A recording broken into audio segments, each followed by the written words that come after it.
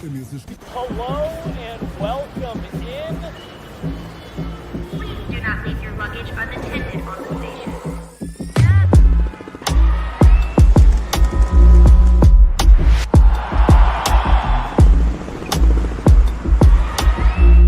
Welcome to the show. Hello, everybody, and welcome to another episode of Off Field, the post-game live reaction version of Off Field. We are here following a huge Broncos dub against the Atlanta Falcons. It was really great to see this Broncos team play what felt like the most complete game of football we've seen from them all season. 4 quarters, offense was looking great, defense also looking great. And honestly, I know normally I sit up here and I've got, a lot of negative things to say. There were a couple drops that I'm not super thrilled about. I'm not going to lie. There were a couple moments where I was like, really, guys? Because I know that Sean Payton is also going to view this win that way. Sean Payton, what makes him such a great head coach is that even in wins, even in dominating wins, he's still looking for how this team can get better. So we've got some exciting stuff. I'm just going to read. Yes. And we will have post-game interviews for you guys, post-game pressers that we will feed here. I may actually also have BK and Nate jumping on with me. And then, believe it or not, Liv Moods will also be talking Denver Nuggets following the Nuggets-Grizzlies game. I have been doing my very best to keep track of the Nuggets and what that game is looking like. I've been listening to one game, watching another. I will also be keeping track while I'm live for this post-game show. Probably while the post-game pressers are playing. That way I can stay up to date on all things Nuggets and be able to talk with you guys about that for another post-game live reaction show. So we've got Broncos, we've got Nuggets, but let's talk about the Broncos. Looks like we've already got a comment.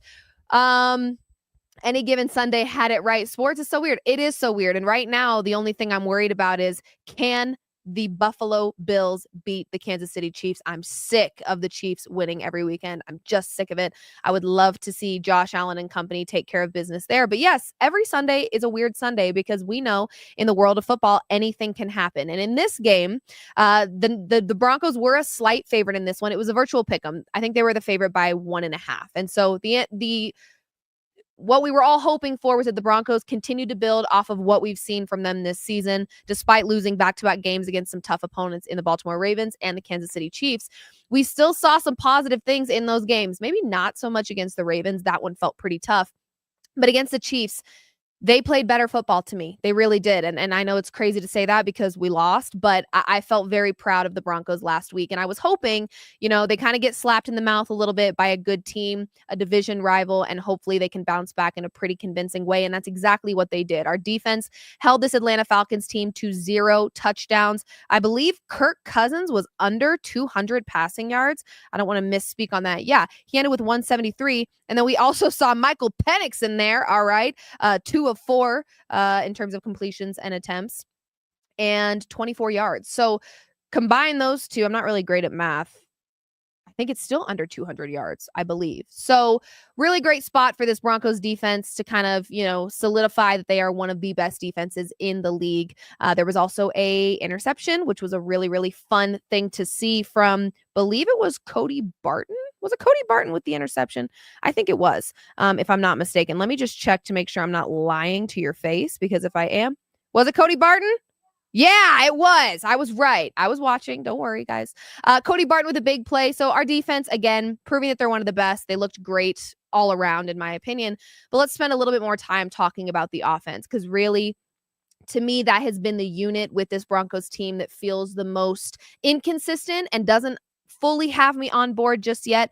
I am fully bought into Bo Nix, so don't misunderstand what I'm saying. Bo Nix, to me, he's our guy. He will be our guy for many years to come. I think the combination of Sean Payton and Bo Nix is a really special one. I think Sean Payton really does need a quarterback that he knows will follow orders, but also challenges him a little bit. And it just has a really high IQ in this game. And we see Bo Nix, even against the Chiefs, go toe-to-toe with a guy like Patrick Mahomes. He looks cool, calm, collected. And I would say we've seen growth from Bo Nix week after week after week. But what we're really seeing now, what I'm really seeing now, is confidence on third down. When he's third and out, he looks a lot more comfortable. He looks a lot more confident, and it translates. Honestly, Nix to Sutton on a third down it's starting to feel like chef's kiss. I really like the way that that's transpiring. I really like the way that that's happening. He finds Sutton a lot on a third down, and he just looks more cool, calm, collected than ever. He looks very confident. He's playing confident football. And I don't know how you can be mad at that considering he's a rookie, and I think it's only up from here, right? Bo Nix, 28 of 33. 307 yards. So while our defense was holding veteran Kirk Cousins to under 200 passing yards, our rookie quarterback was throwing for over 300 passing yards. 4 passing touchdowns for Bo Nix. This is what we've been waiting for. Our ground game is not all that reliable. And it's very interesting because in watching this game, I'm like, I'm not really sure. We've talked on this show about, is Audric Estime the guy? Is that who Sean Payton wants to invest in terms of the run game? He has implied that it is. He has implied that he wants it to be Audric Estime. And then we're seeing Javonte Williams have a game like today. I have to toot my horn just a tiny, tiny little bit here because I picked Javonte Williams as an anytime touchdown scorer for plus 290. And I also picked, you guessed it, Marvin Mims at plus 1,200 as an anytime touchdown score. That one was a pretty good cash because he is not a common pick for anytime touchdowns, right? He's not a guy that you rely on every week when the Broncos play to end up in the end zone, but he did. So I walked away with I think I made 130 on the Mims play and I made 95 on the Javonte Williams play. So feeling pretty good about that. I actually did not bet a side in this game. I was a little worried just because I think as a Broncos fan, you just get in the habit of expecting the worst and hoping for the best. But this to me was a game where I can feel confident that our offense can do what it needs to do. Now, against some tougher defense, yeah, we're going to see it look a lot different. But for now, I'm feeling really great about Bo Nix and the growth that he's shown, especially through the air, right? When you have a rookie quarterback, it's very important to build a solid ground game, run game around him in order to keep him safe and to have an offense, just in case he's got a bad week. And unfortunately, the Broncos don't really have an explosive run game. Javonte Williams today, though, breaking some tackles, looked pretty strong. I was pretty pleased with him. Maybe he's hearing the rumblings. Maybe he's seeing people talk about the fact that he probably won't be a Bronco next year and that Audric Estime is Sean Payton's guy. We saw Javonte Williams rush 9 rush attempts for 59 yards. So he looked really good. He was breaking tackles, but again, 59 yards, that's your leading rusher in a game. We don't have a run game that I necessarily trust and or rely on, but when you've got Bo Nix passing for 307 yards and having 4 passing touchdowns, the ground game, the run game's kind of just an extra. It's just a bonus. But normally you want to set your rookie quarterback up for success in the sense that you have a reliable run game around him. Bo Nix is proving that he doesn't necessarily need that every given week.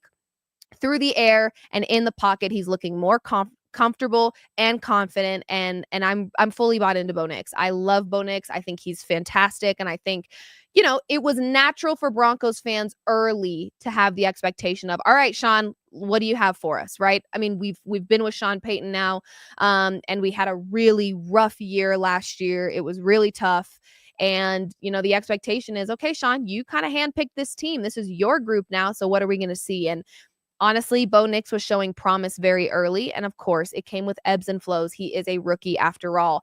But honestly, I feel confident. I don't even like calling him a rookie anymore because he doesn't really play like one. He really doesn't. He's tough to sack. He only got sacked 1 time in this game. He's very athletic and he's getting more and more confident. And as he gets more confident, we're seeing him thrive, especially in the pocket and through the air. 307 yards, 4 passing touchdowns by a rookie. It's fantastic.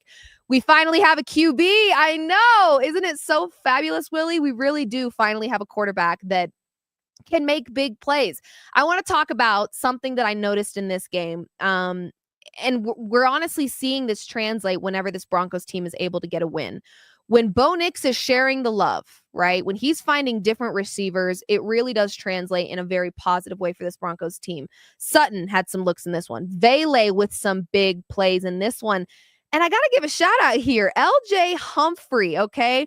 A guy that I feel like can give us all a little bit of a heart attack because he's got some good looks. And I think it's not just him. Bo Nix does throw some pretty questionable balls his way. So it's not just an LJ Humphrey thing. But there's been some moments with LJ this season where I'm like, oh, damn it, that was not good. That did not look good. That was not good. I'm really hoping that he can, find his groove here. 41-yarder today for LJ, a pretty solid play that resulted in a touchdown for him. I have actually been betting on Lil Jordan Humphrey to score over the past few weeks. Of course, I didn't today, and that's how it always works, folks. If you are new to betting or you're about to get into betting, let me warn you, whenever you don't bet the thing you've bet for 6 weeks straight, it's going to hit. It really is. So just know that and be prepared for that, because it is emotionally exhausting, but it is the truth. Vegas thought we would only win 5 games this season. Listen, that actually reminds me. I did place the over on our win total this season. Let's see if my winnings have hit my account just yet, because let's see. It hasn't yet, but over 5.5 wins for the Broncos. I put 25 on it to walk with 50. Not that great, not that special. I probably could have put a little bit more, but I did have the Broncos to hit over 5.5. I had the Chargers to go under their win total. I had the Seahawks to go over theirs. We'll see how I'm feeling by the end of the season, but the Broncos, 6 wins now for this Broncos team. They went into this game 5-5. And again, that is with a rookie quarterback. That's with a lot of changes being made. That's with a really, kind of sad, icky feeling hanging over them to start the season after last season. So we have a lot to be excited about as it pertains to this Broncos team. Now, have to give another shout out to a guy in this game that I felt like had very timely plays, but also just big plays, really big plays. One of which was a punt return. The other was a touchdown that I bet on. Marvin Mims looked really explosive and really good in this game. And again, I think the exciting part about that is there were so many conversations to start the season about, does Bo Nix have enough around him to be successful? Are there playmakers on this offense? Do we need different receivers? And, the conversation early, I could understand, like, hey, do we need to start playing chess here? But once we locked in for those first 3-4 games, or, fought through that 0-2 start, you really just got to stick with your group, right? At least for the season, because there really is no guarantee that with a rookie quarterback, things are just going to automatically click and look great. And so there was that grace period we had to allow here.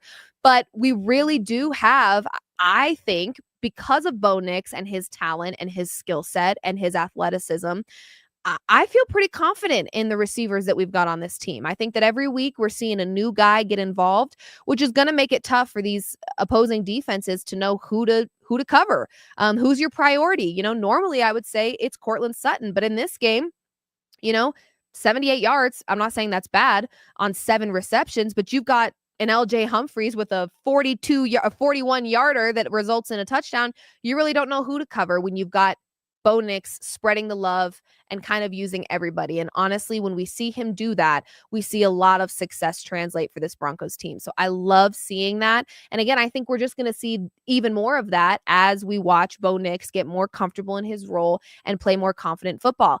Have to give a shout out to Troy Franklin, a guy that Bo Nix was trying to find all the time. And I actually said on this show to Nate and BK, I'm like, okay, you've tried to find him how many games now? It's not working, so stop trying it. Like, it just felt like he was always looking for that comfortability in Franklin, and it just was never translating. We started to find some moments in this game where it was translating, and that makes me really excited because I do think that he is a receiver that Bo Nix feels very comfortable with. This comment says, this season has been so refreshing. It really has. I had faith in Bo being able to succeed as a rookie, but this shows such promise for Broncos country. It really does. There is a lot of promise. And honestly, I think I made like a funny little tweet implying that like this was the most relaxed I felt on a Sunday because they were just playing complete football. I mean, imagine that. The Broncos play on both sides of the ball. They show up, they do their job, and they look great. And also, let's not forget, our defense was able to hold Kirk Cousins to under 200 passing yards, no touchdowns for this Falcons team. And that was without Brandon Jones, who's been a huge part to this defense for this Broncos team. So there is so much optimism here. There is so much excitement that Broncos country should be feeling for how this Broncos team was able to perform today. And just the confidence that our offense played with. There were a couple dropped, but I believe one was it Burton? Maybe not. I don't know. There was one play where it literally hit somebody in the chest. There was two actually that I can remember, and I'm having a hard time remembering what they exactly were or who they were. But there were a couple moments where I was like, gosh, you got to catch those. You have to. They were so accurate. Through the middle into a little bit of traffic, Bo Nix to Vele was stunning. Stunning. I love watching our rookie quarterback make beautiful, difficult, timely, and confident plays. And he did that today. He really did. It wasn't like, there were some throws in there that to me were very impressive, rookie or not. Honestly, period. They were just impressive. And so Bo Nix, he's just getting better every single week, and that's a really exciting feeling. I actually have Bo Nix as Offensive Rookie of the Year. Now I know Jaden Daniels, yeah, he's pretty phenomenal, and it's going to be tough to beat him because he's playing really great football right now. But so is Bo Nix, and I'm really pleased with what he's been bringing to the table. Okay, do we have some more comments here? Hello, Cedric. Thank you. Watching the Nuggets right now, and we really need Jokic. I'm going to take a brief little second here to check out this Nuggets game really quickly. I know this is a Broncos show, but I will be talking about the Nuggets in just a short little bit here. Nuggets down by 14, it appears, to start the third quarter. Nikola Jokic is pretty valuable. I'll just leave it at that. It's almost like he should be a 4-time MVP. Yeah, whatever. Okay, that's besides the point. We did look like the best version of ourselves today. I agree. 4 quarters of football being played, both the offense and the defense doing their job. I feel like there have been I'm not going to even say I feel like. This is the truth. There have been way more games that have been won by our defense and not our offense this season. And to me, this was a game won by both. It really felt like a complete football game by this Denver Broncos team. And Lord have mercy, have we needed this for some time. It feels really, really good to be able to watch this Broncos team and know that they are capable of playing 4 quarters of good football. We've been waiting a long time for Bo. Thank you, Lord. Yes, Benny. Bo looks amazing. And like I said earlier in the show, the more confident he plays, the better that he looks. I mean, naturally, of course, right? You play with confidence. It typically translates very well. But I mean, he went toe-to-toe with Patrick Mahomes last week. And I have to say this. I know, don't beat a dead horse, Liv. It's over with. They lost. They should have won that damn game. I'm sorry. It's so aggravating. As I was watching them play today, I was like, God, you know how much better it would feel right now to be 7-5? Like, it would just feel better. It would just hit different.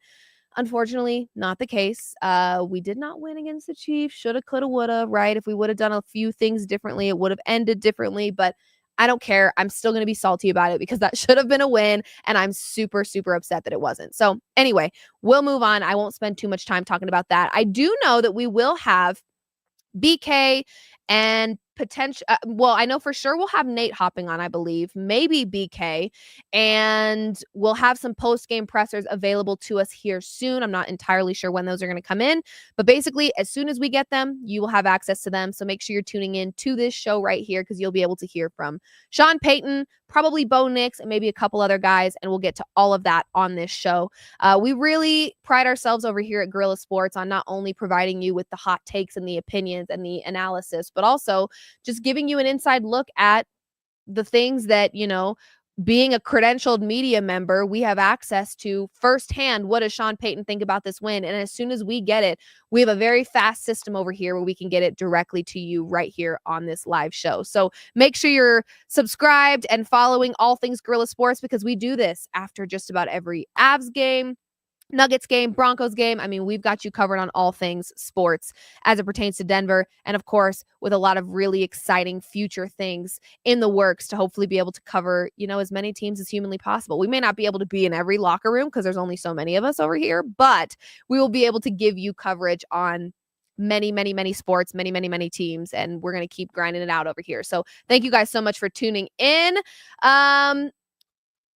Someone said Nuggets losing. Yeah, I'm not super surprised by that. We will have a post-game live reaction show following the Nuggets game right here in studio. So just know I will also be talking all things basketball. I do have the Nuggets game pulled up on my computer here. Every once in a while, I'm taking a peek just to make sure that I'm not missing anything crazy. But I would imagine without Nikola Jokic and Aaron Gordon, I'm probably not missing a whole lot over there right now, but I won't be a hater. I'm getting makeup all over the mic. Sorry, that was probably loud when I just rubbed it. But anyway, so 4 complete quarters of football here by this Broncos team. Let's talk a little bit about the Broncos' upcoming schedule and how winnable these games are. I have honestly developed the feeling that all of the Broncos games are winnable. I mean, I think if you can go toe-to-toe with the only undefeated team left standing, maybe. What's the update for the freaking Chiefs? Are they crying themselves to sleep tonight? We sure hope they are, but we'll see.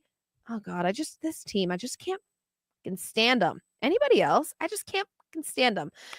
But yeah, we've got a Raiders fan in the back here and a Broncos fan. So they both, I think, share my sentiment there in not liking this team.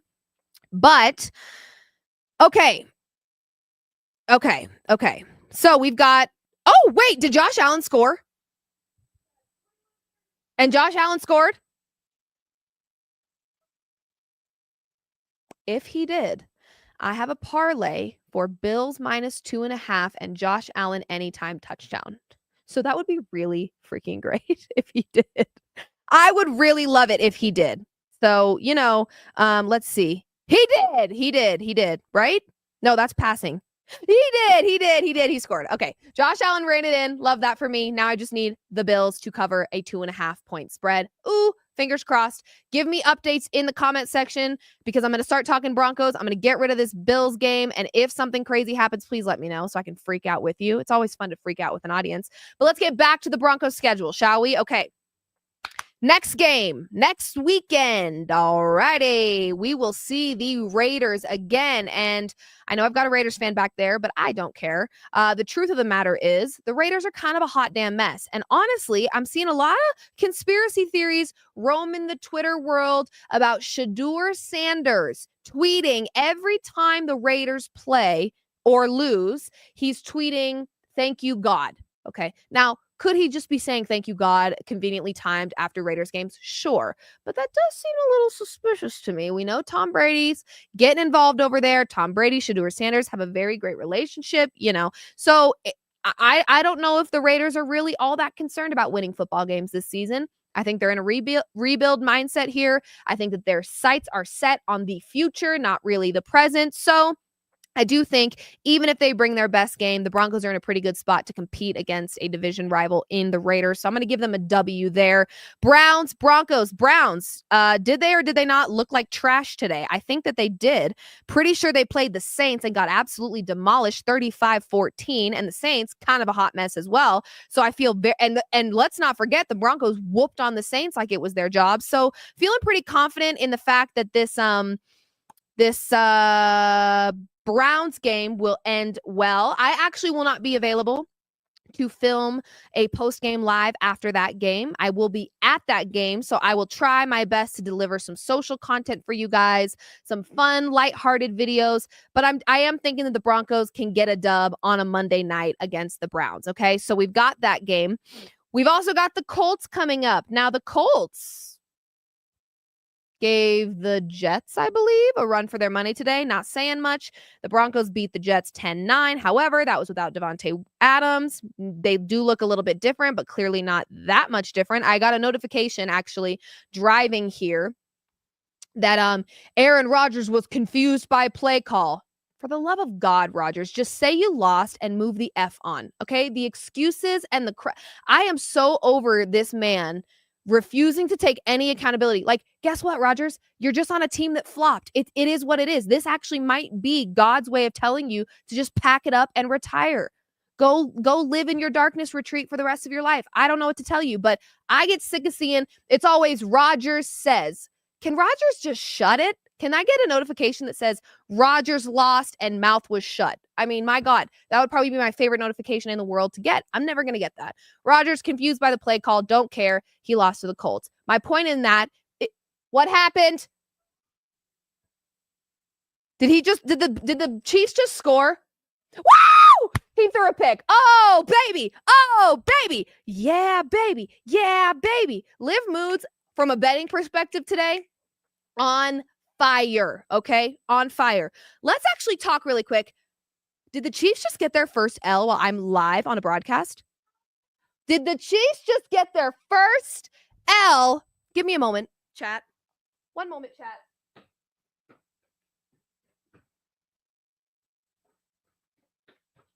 While I'm live on a broadcast, the Chiefs just got their first L, which means, oh my God, I have the biggest head on the planet. I don't think this is going to...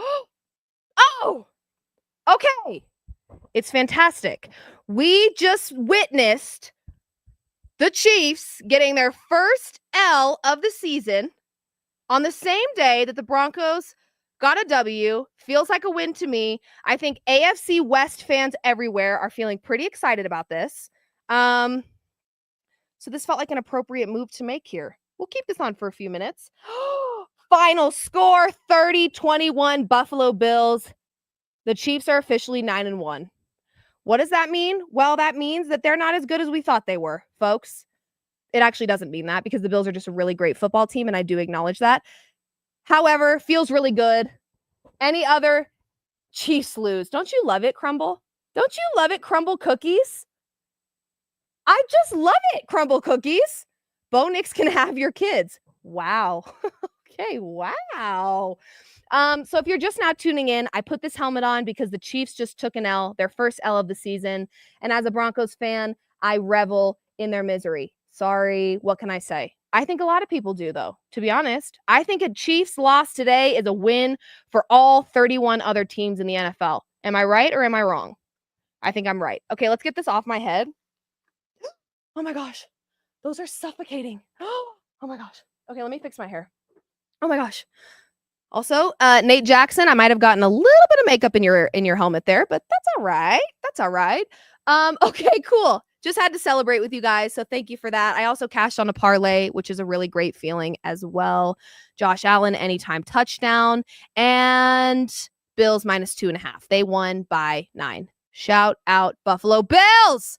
Never thought I'd be a Bills fan, but today I am. Okay, back to the Broncos schedule here, okay? I think the Raiders game, winnable game. The Browns game, winnable game, okay? I actually think the Colts is a pretty winnable game as well, but I don't like to count out Anthony Richardson for nothing, especially after the whole little, he got benched, now he's a start. I think he's got something to prove now, like he feels this extra motivation. So I'm not going to call that a winnable game at home here. I just think the Colts are one of those sneaky teams where if you let your guard down even this much, you're losing. We saw that today with the Jets. So Crumble Cookie says, Bo having a great game and proving the doubters wrong is more satisfying than the Chiefs losing. I don't know about all that. I knew Bo was good. So, I'm not all that surprised that he's playing great football. But the Chiefs losing, now that, I don't know if you beat that. I don't know if you beat that. I think that's probably gonna take over on the excitement chart in terms of Broncos dub, Chiefs loss, Just saying. Chargers on the road. They will take them on December 22nd. Again, any division rival that you've got, any division game period is not one to assume one way or the other. I would assume that the Chargers will be favored in that game unless they have some crazy injury. And I just don't think you can count out either of those teams in a game like that. Bengals have proven to be a very beatable team, which is pretty sad because Jamar Chase and Joe Burrow are playing some of their best football right now, but it doesn't matter. It's not translating in their record. And then finally seeing the Chiefs again, and I got to tell you, the Broncos will be out for blood. I will put the house on the Broncos to beat the Chiefs at home for their final game of the regular season period, because I think that they're still pissed off. And I think by January 5th, they're still going to be pissed off by that loss to the Chiefs. Okay. Broncos just proved to themselves that they can come together and whoop ass after hard loss. Watch out, AFC. And you know what? I think that is one of the more exciting things about what's happening with this Broncos team is that we're just getting the stench of losing culture out of the air.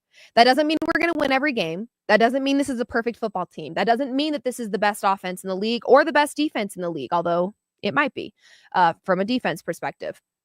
That just means that it feels like for more than a decade, the stench of losing just hung in the air, thick, muggy. I'm talking like Arkansas swamp water air type deal here. Thick, gross. You can't escape it. It felt like there was a dark cloud always floating over Empower Field, okay? And finally, we're seeing some light. We're seeing Sean Payton establish a winning culture, okay? That doesn't mean this is a Super Bowl team. It just means we're getting on track to be a winning franchise. And thank God, God bless America for that. It's nice to see the people in the media in this town coming around on Nix. He's our quarterback for the next 10 to 12 years. He looks great, Mr. A. He really does. And actually, I don't ever think I was really negative on Bo Nix. Did I have games? Of course I did. But that is why I am so blessed to have Nate Jackson and Brandon Krisztal on this show with me most of the time, because they are able to keep me in check here and there. Okay. They're able to say to me, hey, Liv, this is a rookie. Okay. It may take a few games to get this guy where we want him to be, but you just got to be patient with the process. And so, I was patient.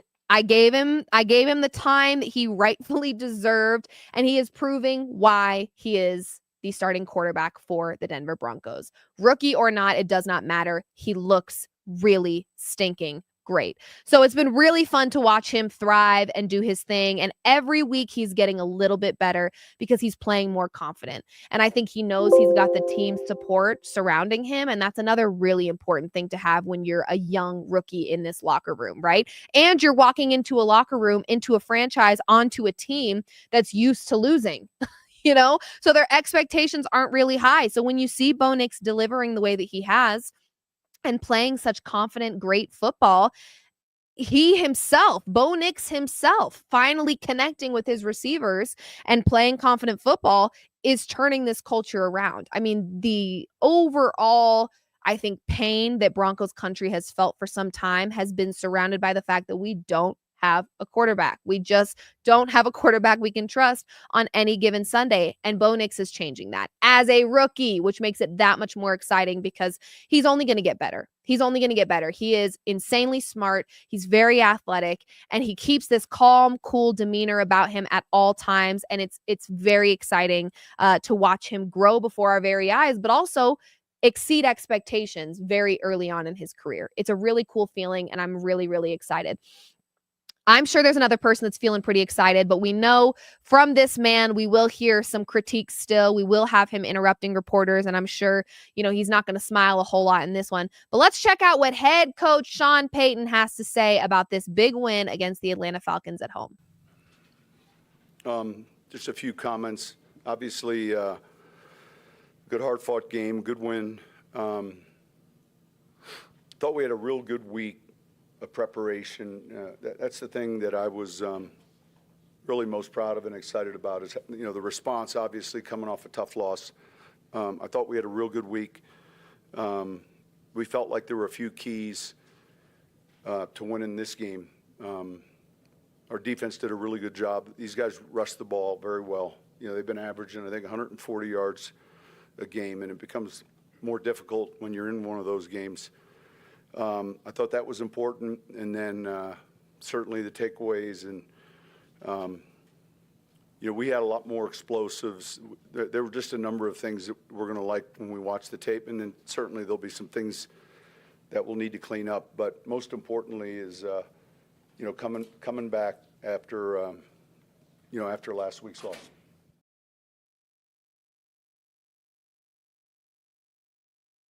Is that all? Okay. Sean Payton. Guys, I was just looking at my bet slips actually to figure out if my money has hit my account yet for the Bills little same game parlay, and it did. Shout out to me. I'm having a pretty good day today, to be honest with you. So very excited about that. It looks like we will have Nate Jackson joining us here in just a bit. I just got word about that. So really awesome to hear from, here's what I love about Sean Payton. He gets up on the podium and he's like, let me just give off some notes to hopefully avoid stupid questions. Like, I think that's how his brain works. He's like, let me just summarize the game really quick and let everybody know, how I'm feeling, what's going on. That way they don't have to ask me anything. Cause I just don't think he has the patience for it. He's not very fond, I think, of the local reporters. Unfortunately, they're just doing their job, but Sean Payton doesn't have time for it. He doesn't care. So everyone laughed at Payton when he drafted Nix that high in April. I never questioned the Bo Nix grab. I was more just disappointed in how the Russell Wilson stuff translated. And I'm just going to keep it 100 right here, right now. Russell Wilson was never washed. Clearly, have you watched him play football under Mike Tomlin? He was never washed. That was never Russell Wilson's problem. The problem was Russell Wilson was playing for a head coach that didn't want him. Sean Payton made that clear very early. And for whatever those reasons are, fine. Sean Payton is entitled to not want Russell Wilson as his quarterback. Russell Wilson was not Sean Payton's pick. He was somebody else's pick. And so Sean Payton made it very clear very early, this is not my guy. I don't like the behavior. You're not running to be, senator or governor. Quit kissing babies. He made it very clear he didn't like Russell Wilson from jump. But Russell Wilson was never washed. That was never the problem. If he were washed, he wouldn't be doing what he's doing in Pittsburgh right now. He's balling out. And it just shows that the coach-quarterback relationship is wildly important. I will say this, and I will mean it when I say it, and I don't care. Don't fight with me. Don't say, well, what about Andy Reid? Well, what about... Don't care. Mike Tomlin's the best coach in the NFL, point blank, period. And he has been for some time. And this is now one of the best rosters we've seen Mike Tomlin have. Okay. And so we're going to see the Pittsburgh Steelers doing some pretty great things, including beating the Baltimore Ravens today. Hello. It happened. I watched it. Okay. So Russell Wilson was never truly the problem. Did he make mistakes? Yes. Was he imperfect? Yes, he was. But I think there was more to it than that. And so Sean Payton finally having a quarterback that he himself picked. There was an ounce of me that was like, all right, I'm going to just trust you on this one, right? I'm going to trust you on this one because I think so much of Sean Payton's success was the fact that him and Drew Brees just were a good pair. They were just a good team together. So I think Sean Payton needs a quarterback that he knows he can get along with. He can boss them around, but they can also spit it right back in his face. They follow orders, but they know exactly what their limit is. They've got a high IQ. They take direction well, and that's what Bo Nix is doing. And so I think Sean Payton with Bo Nix is a really great combination. And again, I just think that Russell Wilson and Sean Payton were never going to work. Even if Russell Wilson stopped kissing babies and stopped with the let's ride crap and stopped being obnoxious and stopped with the Pinteresty board quotes after every game, it wouldn't have mattered. It wouldn't have mattered. Sean Payton did not want him here. Sean Payton wanted to create his Denver Broncos team. Did you notice he got rid of most of the members of this team that were a part of the losing culture? He wanted a fresh start, and Russell Wilson was not going to give him that, considering how rough the 2 seasons with Russell Wilson were. So it was just never going to work out. That being said, Sean Payton's got his guy. Bo Nix is our guy, I think, for many, many, many years to come. I think that the most exciting part about all of this is the fact that this is his rookie season. Rookie season. This is the first time he has been a part of an NFL team and played NFL games against NFL level defenses and gone toe to toe with the best quarterback in the league in Patrick Mahomes. So really exciting stuff to watch him continue to develop, because I honestly, truly believe we have watched Bo Nix get better every single week. Even if it doesn't translate to a win, we've watched him get better every single week. And what I got and gathered from this week specifically is this was the most complete game of football that we've played all season long. 4 quarters of good defense and good offense. Both sides of this Broncos team and both halves of this Broncos game were played by a team that was prepared, motivated from the beginning. We didn't have a slow start in this one. I mean, they just came to play, and Bo Nix was spreading the love a little bit throughout his receivers. We saw some big plays from guys that we haven't really seen show up a ton just yet. Bo Nix with some beautiful balls to Vele. Marvin Mims in the end zone, and then another really beautiful punt return by him. Franklin in the end zone. I mean, we're watching Bo Nix not only get confident in himself, but also getting confident in his role and with his guys. And that is, I cannot tell you how long we've been waiting for this. Actually, I probably can, because I'm sure you're feeling the same thing. We have waited forever to feel this feeling where it's like, listen, we're going to lose, we're going to win. It's going to be an up and down roller coaster. But at the end of the day, we've got a quarterback that we know can make big plays, period. And that's exactly what we're seeing from Bo Nix. Let me hurt my feelings really quick and just take a peek ski at this. Lots to discuss in the Nuggets game that will be just after this post-game live reaction show. I will have another one for you on all things Denver Nuggets. And enjoy the positive energy I'm spewing right now, because it's about to be over with. Okay. The second I start talking about that basketball game, oh my gosh, you're going to be like, I'm going to just go rewatch the Broncos postgame live because this is feeling a little intense. Yeah, it should feel intense because the score is pretty ugly right now. 59-80, just in case you needed an update. The Nuggets look like doo-doo. Anyway, we'll move back into the more positive side of things, which is we love the Broncos right now. F the Raiders. That's right, Dominic. And I've got a Raiders fan in this building.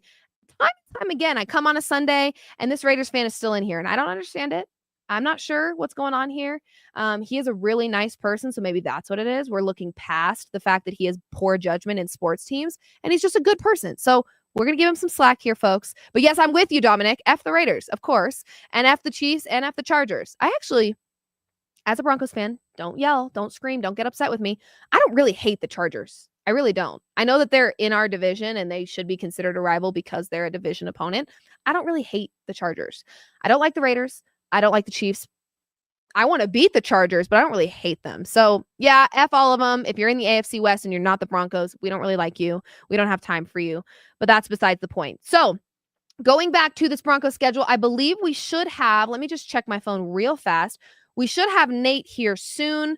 Yeah, I think we should have Nate here soon. And when we do, we'll bring him on. We will ask him, of course, how he's feeling about that incredible win by this Broncos team. What a win it was. What a great performance by Bo Nix. If you didn't hear me earlier, over 300 passing yards for him, 4 passing touchdowns, 0 interceptions, only sacked 1 time.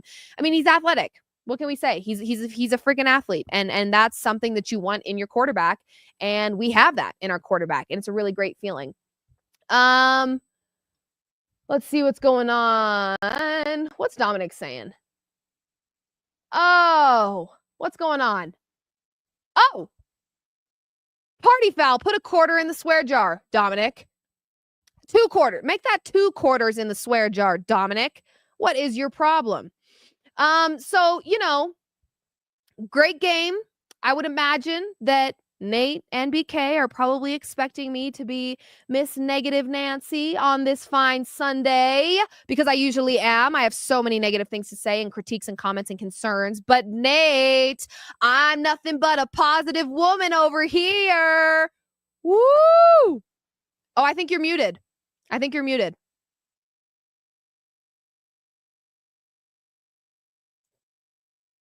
Good. You got me? Woo!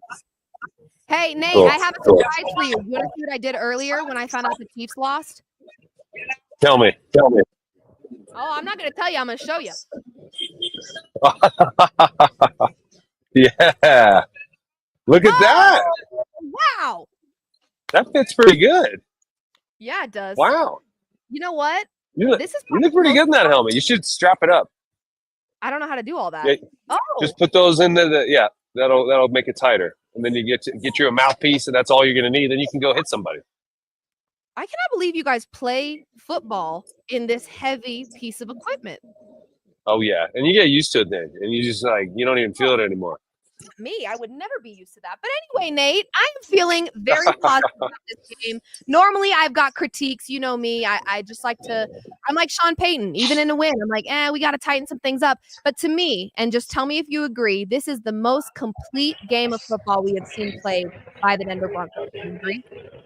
I agree, 100%. I mean, 400 yards of offense, 4 touchdowns by Bo, spreading the ball around to all his friends.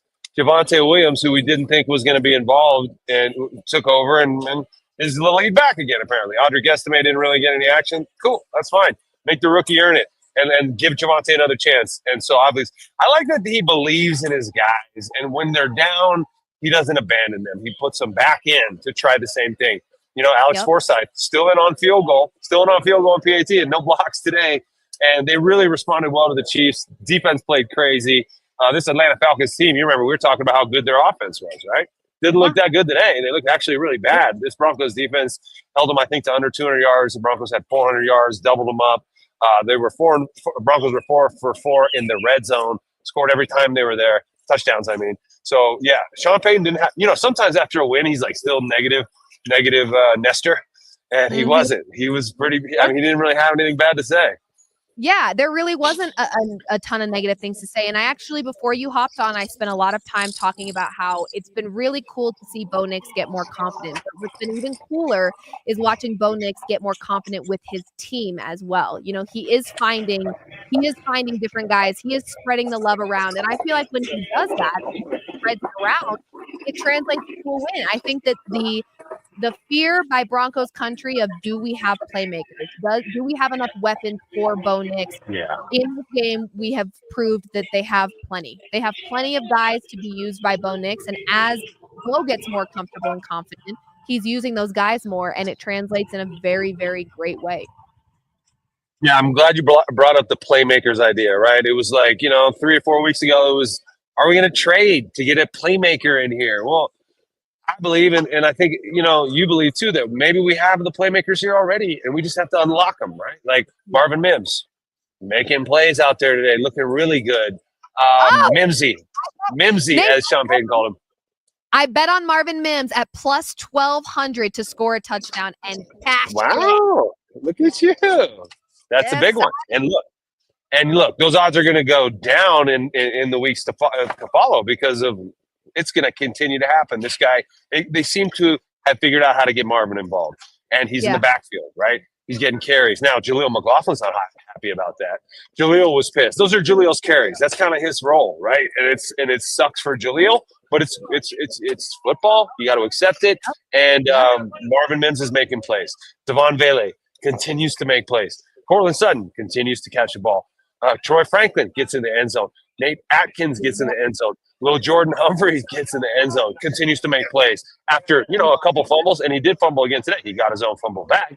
But, they like their guys, and they believe in them, and they're trying to build something together with a young nucleus. I really love that. I'm glad they didn't go out and get anybody that they thought was going to help them get better. They have the guys in the building. All we have to do is get better together, and clearly today they did. 4 touchdowns by Bo Nix, 38-6, bouncing back after that tough loss last week. So that shows a lot of resilience in the integrity of the players on this team. You got to feel good about being a Broncos fan tonight.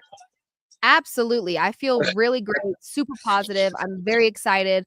And I kind of broke down a little bit the Broncos' upcoming schedule and how winnable these games are. I mean, they're going to face the Raiders, who are a pretty broken franchise right now. I'm not sure that they have their sights set on a super winning season. I think they're probably thinking very next season. They're in rebuild mode a little bit. Then they've got the Browns. The Browns just got whooped on by a team that the Broncos whooped on, which was the Saints. So we do have quite a few winnable games ahead. And this Broncos team, Vegas, underestimated them significantly, said they would only win around 5 games. They've now gone over that number. They're sitting at 6-5. How are you feeling about the remainder of their schedule? They're seeing the Raiders, the Browns, the Colts, the Chargers, the Bengals, and again, the Chiefs. I will be putting my house mortgage payment on the Broncos at home against the Chiefs because I think they're still going to be pissed off. 5th about that loss. So I'm going to hope and pray that they are just out for blood in that one. But how do you feel about the remainder of their schedule and what they can potentially do to maybe be a playoff team? Yeah, I think the next 3, super winnable. The Raiders, you mentioned the Raiders, the Browns on Monday night, and then they get a break, and then they get their bye week. And then they play the Colts. I think that's winnable. Although the Colts won today, they beat the Jets, and that the Broncos and the Colts are right there in this playoff hunt, right? So that's shaping up to be a very important game. If both teams win their next couple games, then this game at home, December 15th, against the Colts is going to be a big one. But after that, those 3 games after that are tough. The Chargers in LA, the Chargers are tough. You remember they came in here and pushed the Broncos around right behind me there, and so the Broncos are going to have to find a way to go to SoFi and beat them there. That said, not a ton of home field advantage in SoFi. It's just they don't care there, and the Broncos fans travel very well. But then, you have to go play Cincinnati in Cincinnati, right? And they're at 4-6 right now. Did they win today or they haven't played yet? They played tonight against the Chargers, actually. Okay, so, they're 4-6. If they win, they're 5-6. They're still in the hunt, too. So it's going to depend on if they have something to play for and all that. And then the Chiefs. So those last 3 games are shaping up to be really difficult. But at the same time, when you look at that and you say that, you also can't take these next 3 lightly either. You can't take the Raiders lightly.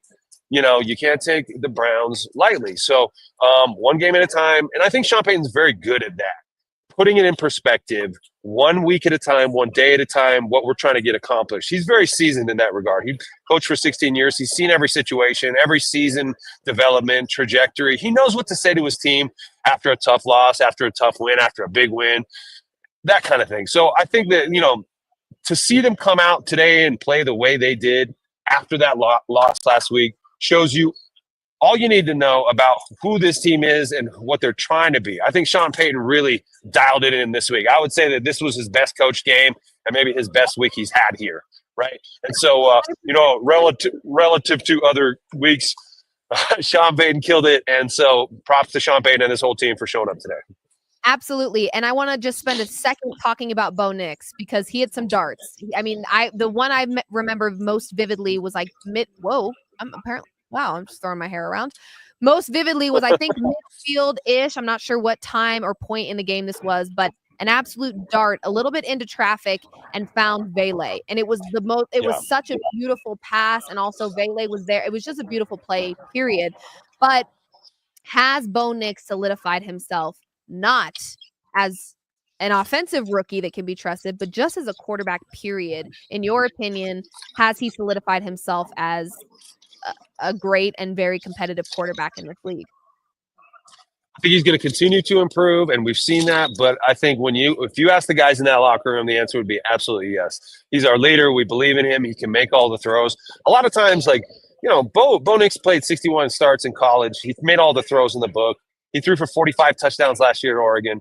He can make all the throws. The NFL is just a little different because the windows are smaller, the players are faster on defense, the windows close faster, the system's a little different. Your players, all that stuff takes a while to digest. And so Bo looked a little bit uncomfortable earlier in the season in some of those situations, whereas today he was standing in the pocket and dialing it down the center, like you mentioned, that one to Vele. And you're going to hear from Bo Nix. He talked about that play, and he gave a lot of props to Vele for going across the middle in an area where he could get his just absolutely destroyed. And he almost did by that safety who was trying to cut off the ball. If that safety was trying to hit Vele instead of intercept the ball, he would have got hit really hard. But what Bo said is these guys don't care. They go into coverage right there. They're ready to sacrifice their bodies. So when you have players who are willing to go across the middle like that, as a quarterback, you got to love that. And then it's also a huge responsibility for a quarterback to throw across the middle to a guy who's in those troubled areas as well. And so the camaraderie, the communication, the connection, the repetitions are really important. If you're a quarterback and you don't quite feel comfortable yet in this system, I don't feel comfortable laying my guy out down the middle right there until I really know where he's going to be, where the coverage is, and where I fit in this system. So I think you're seeing Bo's maturation and comfort level in this offense. And I think what you just said, Bo Nix is absolutely, I wouldn't say a great quarterback in the NFL yet, but a very good one. And I think if he keeps playing like this, he could be the rookie of the year, Liv, because Jaden Daniels was, the first half. Yeah, but Bo is surging here, playing very well. If the Broncos go on a playoff run, he could be a rookie of the year. I agree. One final thing for you. I don't know if you noticed. I'm sure you did, Mr. Uniform Karen over there. Hey. This defense looking pretty great, and that was without Brandon Jones, who's been pretty huge for this Broncos team. He did not play today. Yeah. And this defense still, I mean, again, we spent most of our time talking about the offense because I feel like it was the offense that made the most progress. But our defense, again, they are just what was it? Cody Barton with an interception there. The interception. Yep. Although Liv, you could have caught that ball. That was a very bad throw by Kirky Cousins there. But that said, he's in the right spot, right? He's in the right spot at the right time, and that says something to be able to be in position to make a play like that. But you mentioned the defense. We talked about these weapons that the Falcons had all week long, and those weapons are there for them. Bijan Robinson, a really good runner. They bottled him up. Drake London, a couple catches, nothing crazy. Darnell Mooney, who's been pretty hot lately, had nothing going. Kyle Pitts, did you even hear his name at all? Like, this offense looked like a Pop Warner offense with the Broncos defense swarming them. VJ continues to dial it up. Nick Benito, another sack. I mean, these guys are playing at a super high level. And like you just mentioned, Brandon Jones goes down. Devon Key steps in and plays really well. So it speaks to the depth on the team, the readiness of everyone. When everyone plays well, it means that practices are competitive and everyone is preparing at a high level. There's not like the starters are ready, but everyone else is not. it's everybody's competing on a daily basis because you never know when you're going to be asked to go in there and make a play to help your team win. And so these guys are ready to do that. It shows that they believe in what they're being taught. They believe in their coaches, and they like playing together, which is pretty awesome too. You remember the Javonte Williams touchdown where he got stalled at like the 5-yard line, and the whole team picked him up and carried him in, right?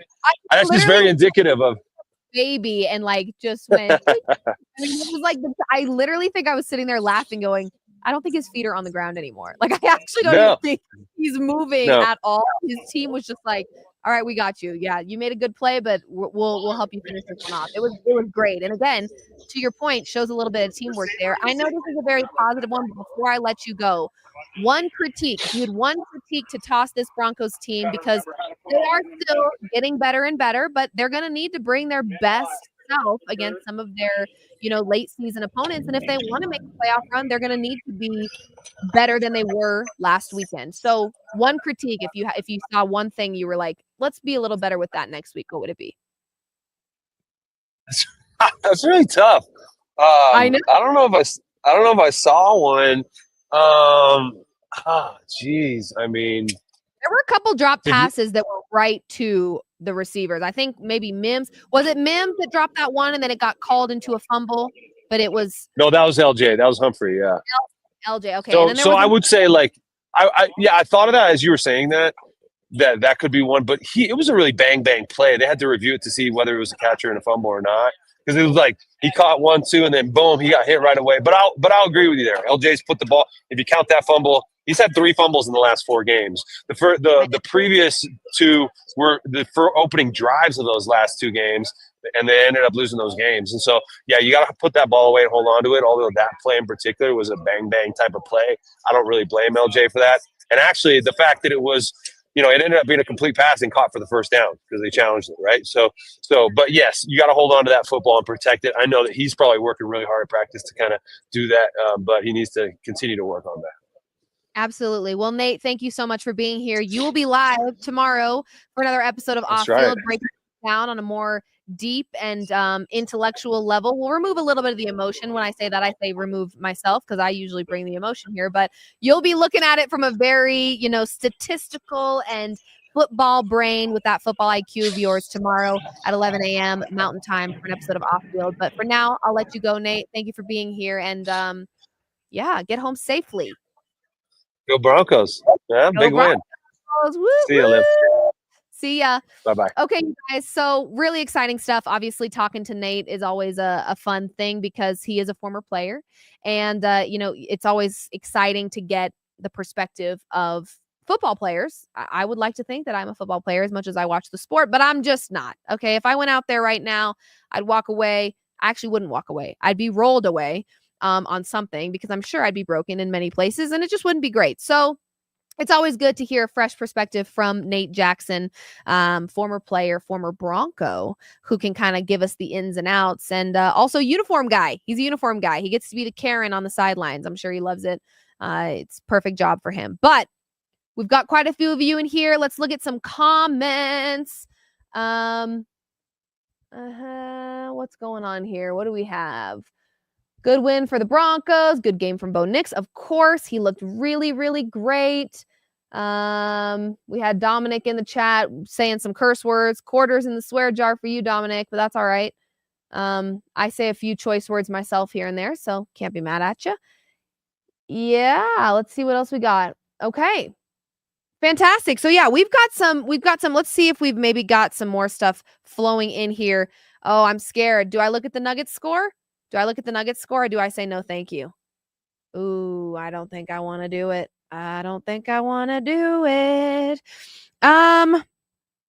Okay, we might not have any more clips, actually. I think that might be the end of it. We've been live now for what? Like 58? Does that say 58? Almost an hour. Almost an hour live. I think that's what it says. We are waiting for Bo. So we will have Bo Nix talking, which we absolutely want to wait for because it's Bo Nix, and he had a phenomenal game, and he's getting better every week, so we want to hear what he has to say. And honestly, I know this seems like such a small little thing.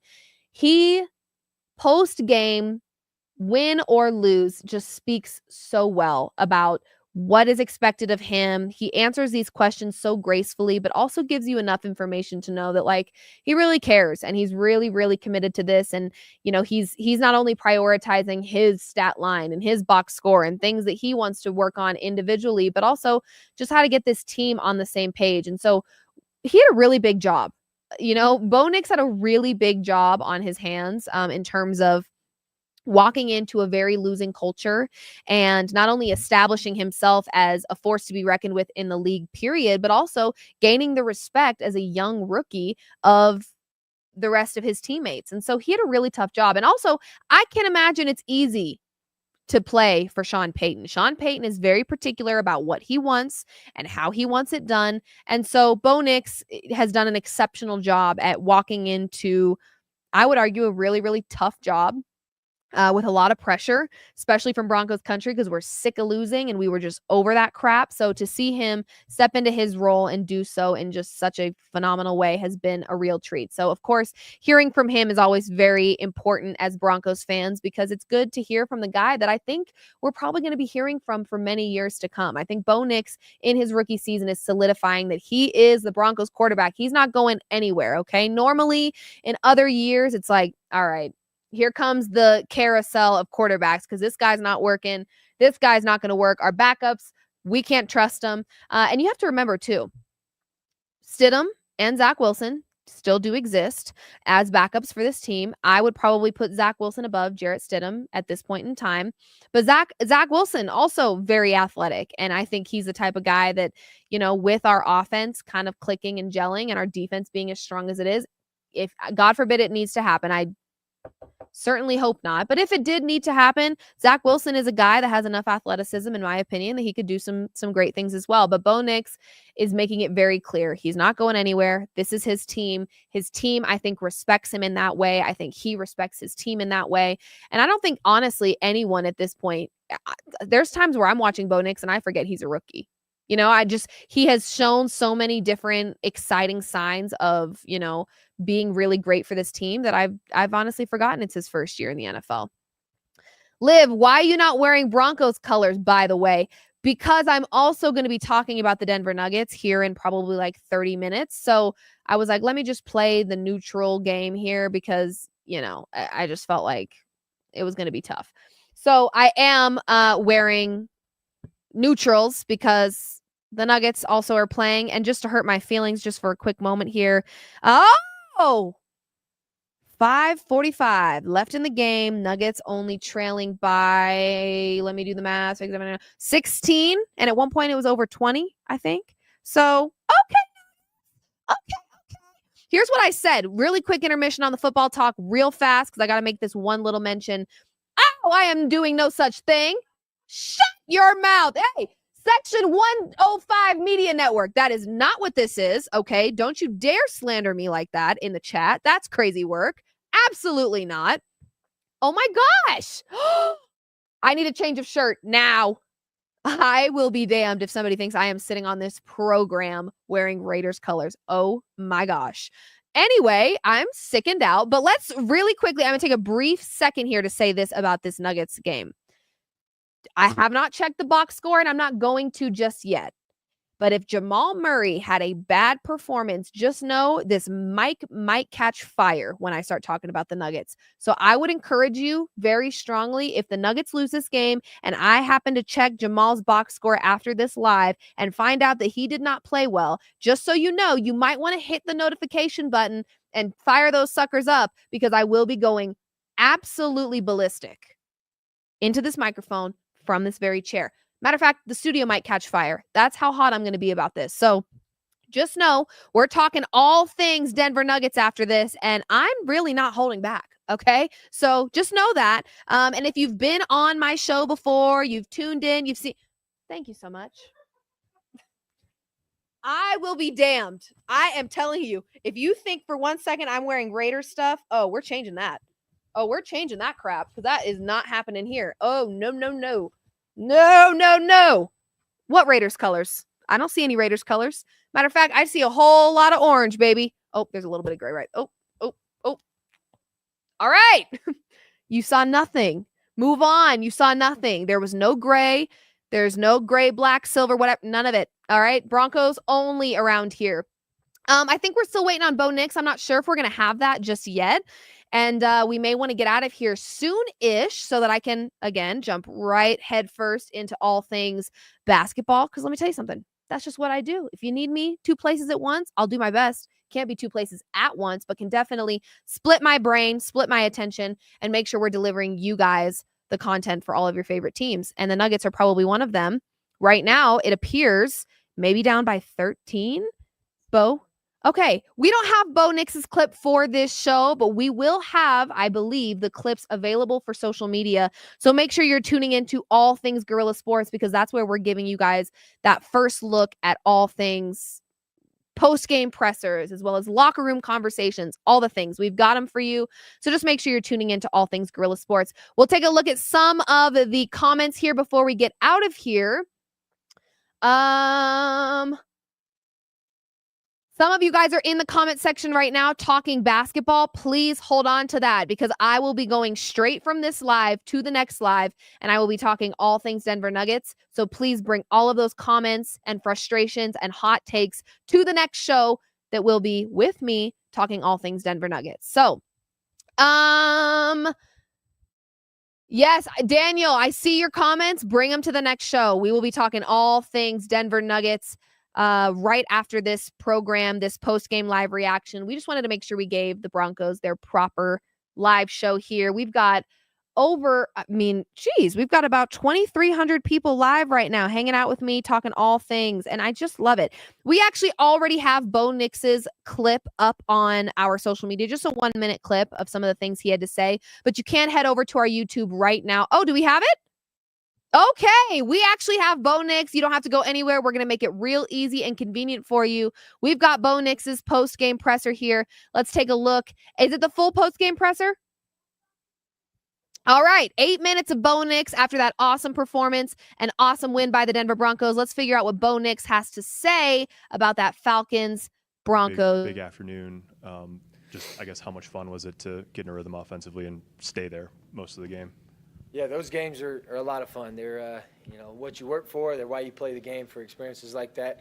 Thought everyone had a great day. Thought we ran the ball really well. Javonte, got back going. Audric, Jaleel, those guys, ran it really well in timely manners. And then, all the receivers, tight ends, they just made plays when their number was called. I think there's no telling how many guys caught a pass today. I think that's, something to look at. But, overall, we just played well. O-line, they're playing at a really high level. The sacks we're giving up are on me, and it's not like we're, letting guys through and getting beat. So, sometimes, I get sacked on my own, but I think they're doing a great job. And we're running the ball, throwing the ball really well, and it turns into games like that. Sean was saying that each week you take a step, and then pretty soon it's like, okay, I belong here. And he said now it's clear you belong here. Did you feel that today? And I guess when did you start feeling like that? Yeah, well, that's a loaded question. I think there's a lot, many ways to answer that. One, I think, I've said it before. I think everybody on this level, they can feel like they belong and they deserve it, and they, have earned the right to play, on an NFL team, because it's not given out. It's hard work. It's tough to make a roster. So, I think each guy that plays on Sunday, plays, gives a team something, part of their time. I think it's worth, feeling like you belong and you're out there to compete, and your team believes in you, and you can go out there and succeed and find success. But, I feel like, each week, like Coach said, I'm just finding ways to get better and just seeing different things. And, it's always adjusting on the fly and reacting to what you see. And you can study all you want, but, I can't go out there and predict, the plays that they're going to run or what calls they're going to be in. So at that point, you're just reading and reacting. And I think we do a good job of, putting me in a good spot, let me have some answers and choices, and we just go out there and find them.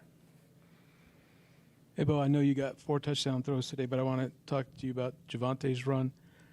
What do you think of this scrum? It was like a rugby scrum that pushed him the last 5 yards into the end zone after Justin Simmons stopped him. Well, it's just, it's effort. I think, that play is kind of the epitome of this week. I think, we just been wanting to get over a hurdle, and, we got stopped there for a minute, and, everybody's just, kind of pushes around him and gets him in the end zone. So those are the plays that you love to see from an offense, from a team, really. It's just, it almost looks like, one united team that's, going for one goal. And nobody that was pushing or blocking cared who got the touchdown, and Javonte was just glad, they were pushing him from behind. So, I think it's just a great team effort, and that kind of, I think that pictures what this week has been for us, just finding ways to just, effort and intensity and maximize what, opportunity that we have and just continue to build and grow and just keep fighting and keep finding ways to find touchdowns and have success. Yeah, but we've seen losses like last week kind of hurt a team's momentum. It can linger for a while. Why didn't that happen with you guys? Well, I mean, it kind of felt like last week at the end of the game, I think you could have lined the ball up and we could have played, another four-quarter game against another team, and just we wanted to go right back into the fire. And it's hard when you lose a game like that. You just feel like, man, that one was stolen from us, but I want to get right back on the field. I want to go out there and play again. That's kind of how we felt this week. We had a great week of practice. Preparation was phenomenal. Offense, defense, special teams, we prepared like crazy. We fixed our mistakes that we wanted to fix. We came out, we played with great effort, great intensity, great love for the guys around you. You can just see our sideline, see everybody on the field. When another guy has success, see all the fun and enjoyment we get out of it. So, our team's headed in the right direction, and we just got to continue to find ways to play like we did today. Bo, you mentioned how fun this game was, career high in pretty much every single passing category for you today. At what point did you realize, this is going to be one of those days, and it was going to be a blast? When I woke up this morning, I thought, each day you get to go out there on the field and play, for a team, for a franchise who believes in you, and an organization that, does so much for you. Sometimes you just wake up ready to roll, and it's a blessing to be in my spot, be in my shoes.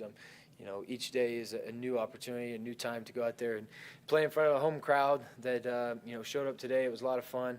And, we just got to continue to build and grow to where, we try to find, these weeks as much as possible. Bo, you've only got this year to use as other, I guess, teams of the past haven't always responded as well. And so you've only been here this year with this team. But what do you like about your team after tough losses? Because even with last week, the bounce back from the Ravens, that every time you've had a tough loss, y'all have bounced back. Well, there's nothing we can do about the past. There's nothing we can do about last week before that, or even the win before that. So there's, you don't want to just settle and be complacent with what you've done, in the past. You're always finding ways to move forward. And, this week, that past few weeks, we've been, stuck in fire. And, we feel like as a crew, and if you've watched us, we feel like we've been, just trying to run through it and do whatever we can to get through, the dark times and get back to some good times. So, it's important for our team to continue that trajectory, not looking at what, has been, but look at what can be. And, I think we're all excited. We know the opportunity we have. We beat a good football team today. And, it just proves that we can belong on, the stage and the teams that we want to go out there and beat. Now, we're going to have to continue to play like we did today, but we know it's there. And, PJ said it in the locker room, we're tired of just being close. We don't want to be close anymore. We got to make steps to get over that line. And, I thought today was a good step.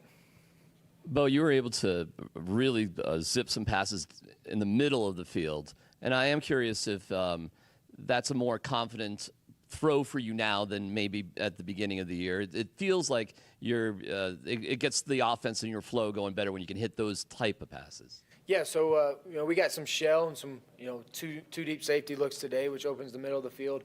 And I feel like we've been confident with those throws, all year long. Today we just, got through the progressions, got to some of them. I know two off the top of my head was Vele down the middle was a good one. Between the safety, I thought that was extremely courageous to go through there, knowing that you could possibly get hit. And then Cortland, the same way, almost the same throw. But, those two just typical of what you get from them every day. They're always battling, finding ways to get open. They don't care if they're going to take a hit. They're, willing to go through there for the betterment of the team. And, football's a tough game played by tough people. And, we know that we're going to have to continue to do, that kind of stuff. Throw it, all spaces on the field to have success. And, sometimes you got to take what they give you. And they were giving us some inside, over the middle shots today. Hey, Bo. The whole day went pretty well, but touchdowns on 4 out of your first 5 drives. What do you think the catalyst was to starting so quickly? You know, it's the first drive. You know, I think honestly, you look back at it, the biggest play of the game was the first 3rd and long. They could have got us 3 and out. You know, we come out, get man free on 3rd and long, and Cortland gets open, and we protect, and we get the ball out and get a completion, you know, for a 3rd and long. And it's really hard to get 3rd and longs in this league. So whenever you can find those, you know, it's always good. I think that was, you know, a key contributor to the, you know, plays that we made after that, and that kept us going in, you know, many drives. And so that kind of jump-started us, and then we were able to complete that drive with a touchdown. And it's always good, you know, it's great. If you can start obviously when you can start every game with a touchdown, that's what you want to do. It's just great for momentum, gets the crowd into it quickly, you know, gives some pressure off your defense. They can play with a lead early on, and so it's good for all parties.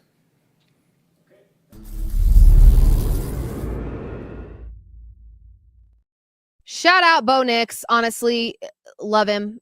He's our guy. I'm 100% bought in. I actually felt like I was 100% bought in, like for sure, during the Panthers game. It wasn't that I wasn't before, but that was just like where I was seeing moments from him that I was like, yeah. We can do something with this. I'm feeling really good. So thank you guys. I mean, we've got like damn near 3,000 of you tuning in to this live show. I feel like if we went even longer, we'd get more of you guys in here, but I need to hop off of here because I'm about to jump straight in to a post-game live reaction show for the Denver Nuggets. Listen, don't say it can't be done. There's a crossover. We'll handle it. We're going to have you covered on all things Denver Nuggets here in a second. I'm already going to start reading through this box score, get my opinions. I already have some very strong ones about Jamal Murray, but you're not surprised by that. You knew that was coming. So make sure if you want to talk all things basketball with me, and talk about the Denver Nuggets and put your hot takes and your opinions in the chat, in the comment section. Don't go anywhere. Make sure you're subscribed and following All Things Guerrilla Sports because in just a few minutes, I will be live talking about the Denver Nuggets without Nikola Jokic and Aaron Gordon. But for now, thank you guys for tuning in for another episode of Off Field. I'm Liv Moods. This has been a post-game live reaction following the Falcons-Broncos game. The Broncos looked fantastic. Bo Nix looked fantastic. And the Broncos are now 6-5 in their season with a lot of winnable games ahead on their schedule. So we're feeling excited here in Broncos country. We will be back again next weekend for another post-game live reaction as well as off-field Monday, Wednesday, Fridays here in the studio at 11 a.m. Mountain Time. So don't go anywhere. Tune into All Things Guerrilla Sports. And we'll see you in just a few to talk some basketball.